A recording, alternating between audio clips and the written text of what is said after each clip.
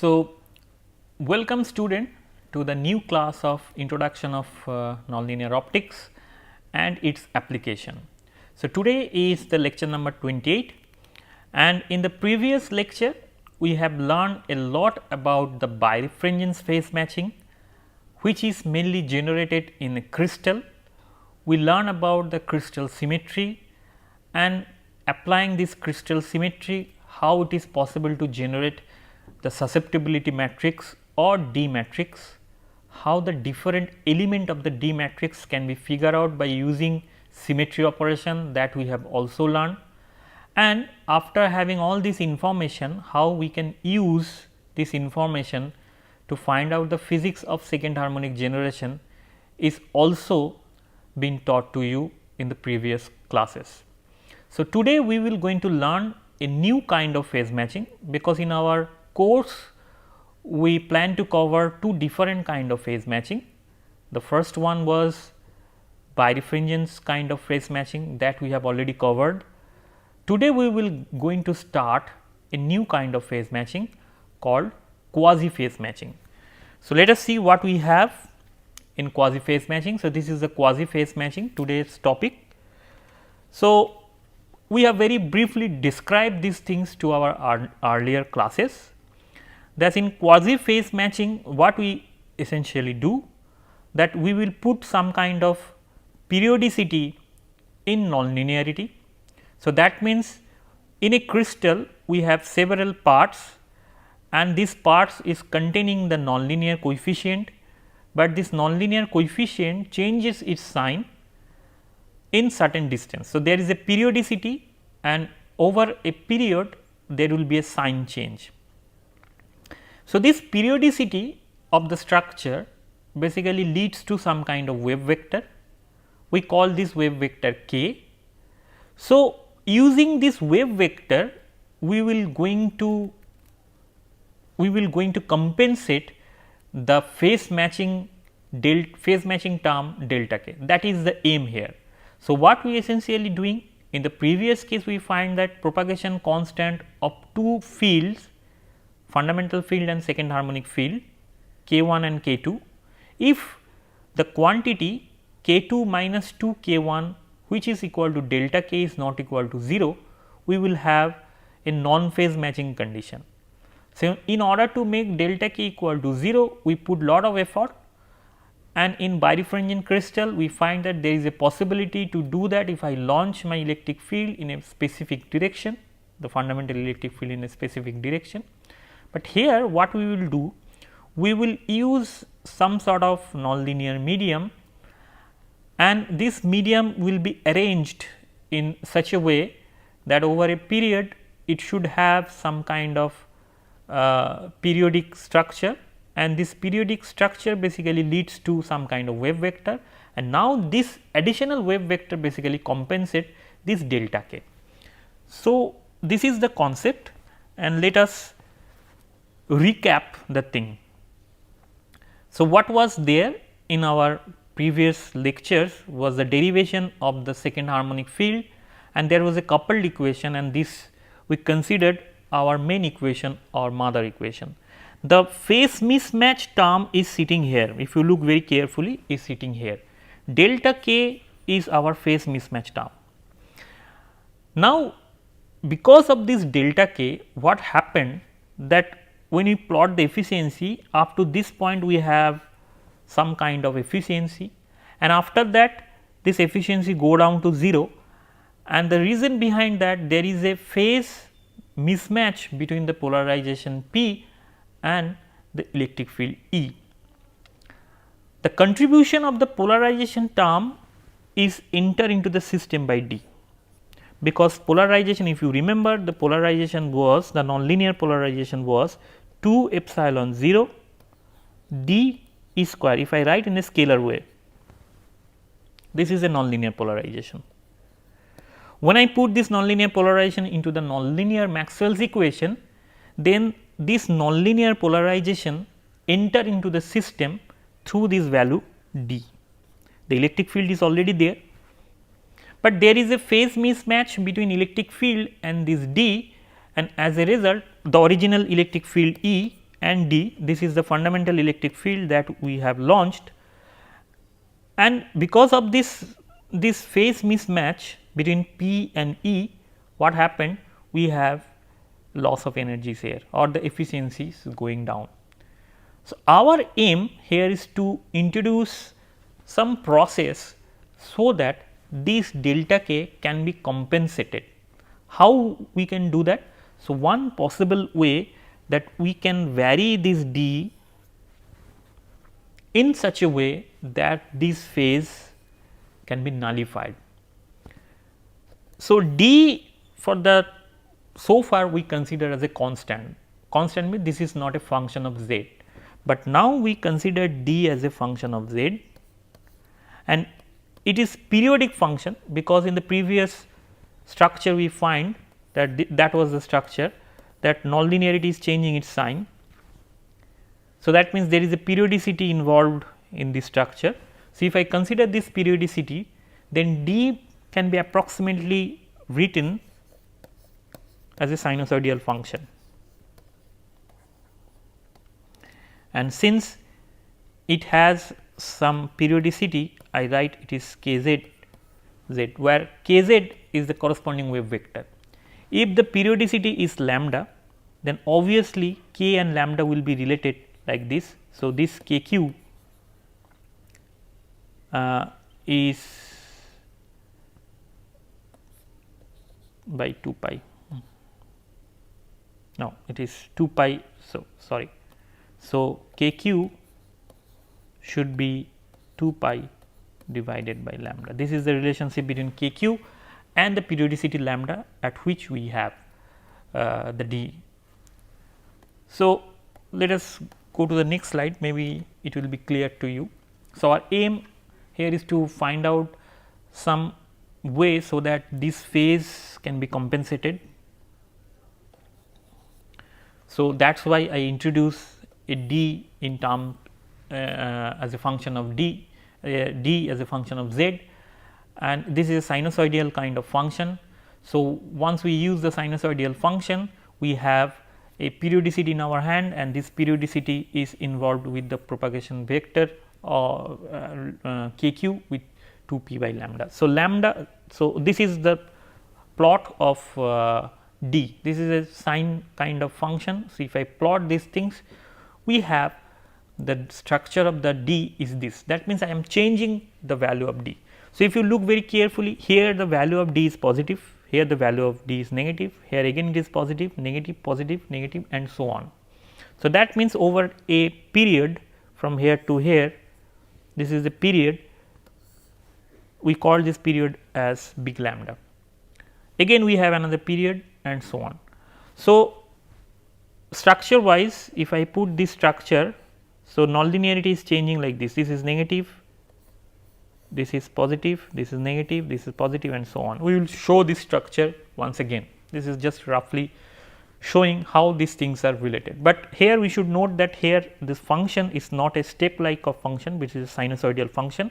We will take care of this issue in the later classes, but for the time being let us consider D is a function of Z and it is varying sinusoidally, and this is its functional form. If we introduce D in such a way, it could introduce some sort of phase associated with that. So, this is the amplitude thing and this is the phase term. So, this phase will be introduced through D, which can compensate this delta k term, so that I can have the entire exponential term 0. So, how one can do that? So, let us see. Well, for phase matching, what we try to do is, so what was our aim to do the phase matching, and for phase matching this delta k, which was equal to 0, was a phase matching condition, but now we will compensate it with kq. So, this is our phase matching. If this is our phase matching, then we need to be very careful about choosing the periodicity of D. The efficiency is changing like this, and we know that this is the length at which we have my efficiency maximum. This length is called the coherence length. So, L C, this coherence length were pi by delta k. Now, our phase matching condition suggests that delta k has to be equal to k q. If delta k is k q, then we can write that L C is equal to pi by k q. Again k q is 2 pi by lambda, because k q is related to the periodicity of the d. So, if I write it, it is pi by 2 pi into lambda, which is lambda by 2 as shown here.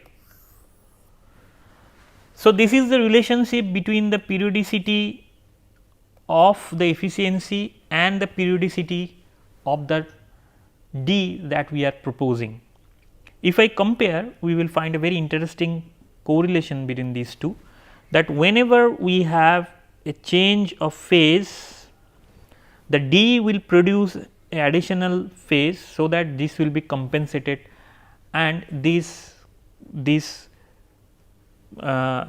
deviation can be removed. Here we can find that efficiency is increasing. So, also the phase of the d is increasing, here it is decreasing. So, additional contribution of the d basically give rise to a condition where it can compensate this phase. Also it is increasing, so d is increasing, when it is decreasing, d is also decreasing. So, we have a compensation here and so on. So, this compensation, how this compensation will physically appreciated, let us consider, let us find out through our next slide.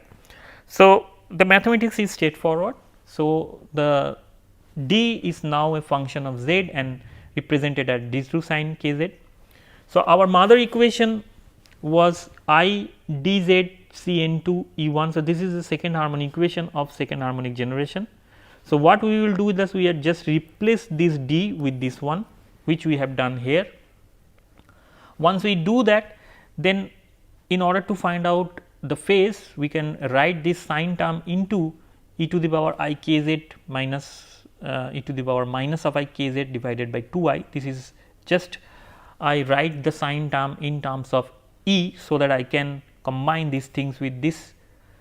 So, after doing that, we have e to the power k q minus delta k and e to the power k q plus delta k. So, you can see that readily this k q and k are come together, so that we have a possibility to compensate these two, this delta k with k q, which is basically the coming through the period of this d function. So, next we are going to integrate that to find out what is my E 2. When I integrate, so this term will be simply e to the power I k q minus delta k z minus 1 and then k q minus delta k. So, this is my total term. I integrate it, this is a constant term, it will be like here, and when I integrate, we will find these two terms, which were exactly the same process that we have done in our previous classes. So, we have this equation and then consider this is a constant. If I integrate these two, then it will be e to the power I k z divided by k z by z. So, now we have an additional phase associated with d. So, that is why instead of e to the power I k, I have k q plus delta k, and here we have these two terms. So, after that what we get, so this was my E 2 after integration. So, E 2 can be again represented in terms of this sinc function. So, previously also we come across this sinc function, here we are also doing the same thing. So, we will going to have a sinc function, and this sinc function one term is k minus. So, one term will be containing this k cube plus delta k, and another term will contain k cube minus delta k. So, k cube plus delta k, I write k minus k plus, and k cube minus delta k, I write k minus. So, these two are associated with these two terms. So, I just replace here to make it a more compact notation. So, now we have two term in our hand. So, from these two terms, if I try to understand, so we will find that if k q equal tends to 0, if k minus, that means k minus tends to 0, which is essentially k q is equal to delta k. So, this term has a huge contribution. This term will be very large compared to the other term, because this is k 1 plus and this is not 0, and we know if I plot these things, we know how the sinc function will look like.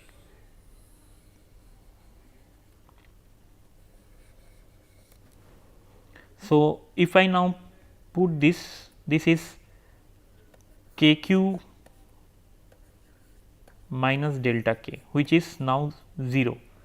So, at this point what happened, we have a maxima here. So, what about k q plus delta q, delta k? This term is somewhere here or here.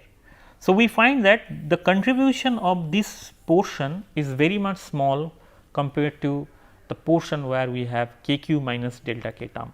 So, that is why this term, which have a very low contribution, and the prime contribution will come through this term when this k q equal to 0 condition is satisfied. So, k minus is equal to 0 condition is satisfied, or k q equal to delta condition is satisfied. When k q is equal to delta k, then we have this term in our hand. This, if you look very carefully, this is exactly the similar kind of term that we have already figured out in our previous calculation, where this depends on z. Here also we are getting z, but interestingly you should note that here my d term is not d, but d0 divided by 2, where d0 is the amplitude. So, amplitude divided by 2. So, some weightage factor is coming here, and this weightage factor is coming because of this quasi kind of phase matching issues. Okay, so, we calculate my E2 under the phase matching, and this phase matching is quasi phase matching, and in quasi phase matching the condition is k minus equal to 0. Here k minus is equal to 0 means k q is equal to delta k. So, if I now compare the efficiency in all the cases, then we will make it tabular kind of form. So, when delta k not equal to 0, that is the most standard case, we had our efficiency which is proportional to the sinc square. So, if you remember the figure, when delta k is equal to not equal to 0, this is not a sinc, this is sine square. So, it is depending on sine square z. So, if you plot these things, if you remember, the plot was something like this. So, it was a sine square variation. If my phase matching condition is achieved, that is delta k equal to 0, the condition, the proportionality constant is now changing, and it is changing very rapidly. So, previously it was a sine square delta k z divided by 2 proportionality, and now it is proportional to z square term. So, if you plot, it grows like this. We have already shown this figure. Now, we are doing a quasi phase matching kind of stuff. If I do the quasi phase matching kind of stuff, we have almost the similar expression that we have in delta k equal to 0. Only thing here is that here we use d, but here we use d0, which is a peak value of d. Here an additional 2 term is there. This 2 term is coming because here also we have a 2 term, but d is basically now replaced by d0 by 2 in this particular case. So, we have reduced the efficiency because my d value, which was the peak value, are now become some sort of average value. So, we are doing the similar kind of treatment here, assuming that d is now average, having an average value, and this average value is d0 divided by 2, and if you replace d as d0 divided by 2, these and this expression will be identical to each other. So, this is the relationship between this efficiency as a function of z with different k values what we have here. So, different phase matching condition. So, now if we go to the picture, then this is the picture actually I try to figure out, and in this figure it is shown how, because of the quasi phase matching, how efficiency is improving. So, these three conditions which were shown here, in the first case it was delta k not equal to 0, and in first case it was depending on sine square. So, that is why this is the term, this is the structure we have, this is the sine square figure, and this is basically the condition for which delta k not equal to 0. This is the figure for that. When delta k not equal to 0, we have a sine square dependence of the efficiency, but when delta k equal to 0, we have a z square dependence, and this z square dependence is basically shown here in this figure by this green line. That means, the efficiency increase very rapidly as a function of z, it increase very rapidly with z. If it is increasing very rapidly with z, so at some point the efficiency will be very large, but we have already mentioned that this is not the case, because we have put a very significant approximation here, and the approximation was the generation of the second harmonic is very weak. So, that is why the efficiency is very weak. So, that means up to initial few distance it is valid, and after that if it is increasing like this, it is a non physical kind of thing, and we need to take care of the other equation which suggests that E1 is also changing, but here we consider both the cases. In all cases we consider E1 is not changing. So, delta k equal to 0, delta k not equal to 0, this condition we have already discussed, but here a new thing we have discussed, that is delta k equal to k q. This is basically the quasi phase matching condition. In quasi phase matching condition, what is happening? Initial structure is same. So, it is going up to like this. So, when in delta k not equal to 0, when it is going down, what happened? The d term, which is having some sort of sinusoidal effect, basically compensate the phase which is responsible for this going down. So, it again going increase to up to this point. Again after that it is increasing. So, d is also increasing, and we have this. After that, when it is going down, so again there is a compensation by d and so on. So, that is why we will have a efficiency curve like this, which is gradually increasing. The increment is not like z squared kind, the increment is not like delta k equal to 0, like a sinusoidal kind of increment. The increment is in between these two. So, using these quasi phase matching term, we can improve our efficiency, the generation of the second the generation of this second harmonic. In the left hand figure, we show schematically the figure which is already shown here, the improvement of the efficiency, and you can see this shaded region is basically the region where the value of the nonlinearity is shown. Plus and minus shows that the value here is positive and the value here is negative. So, this is the negative positive kind of arrangement, and for this kind of arrangement basically we introduce some kind of phase, and this additional phase basically compensate the phase that is already there into the second harmonic generation system, which is delta k. So, delta k is basically compensated, but there is an increment, the increment is not smooth, and the reason behind that is this approximation. If you look very carefully in this case, so you will find that we had a term here E 2 during the calculation and we approximate this term. So, this approximation basically it is approximately z as a function of z, but there should be another term added with that, and this term is coming to this contribution which we basically neglected.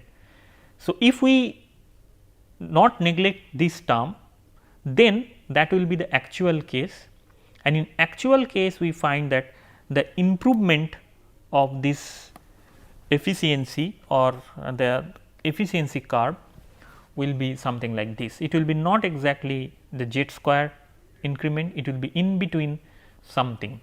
So, with this note, so let me conclude today's class. So, today we have started a very important concept regarding phase matching. This is a second kind of phase matching which we will call the quasi phase matching. So, in quasi phase matching what happened that we introduce the nonlinearity in such a way that it will going to change its sign over distance, and as a result what happened that D will introduce an additional phase, and this additional phase basically compensate the phase that is already there, and the phase matching condition is now slightly different. So, what is the advantage of this system? The advantage is that we do not require any kind of birefringence kind of phase matching. A medium which is non anisotropic or isotropic in nature, but nonlinear can be used also in this system to generate second harmonic. So, in the next class we will going to find more on this quasi phase matching system, and we will learn how we can use this D function, and this D function is not in real system sinusoidal. So, in real system it is a block kind of function. So, how from this block kind of function we can realize this D as a sine function, and how the Fourier components can be take part into the phase matching condition, this we will going to learn in the next class. So, with this note let me conclude here. So, thank you for your attention and see you in the next class.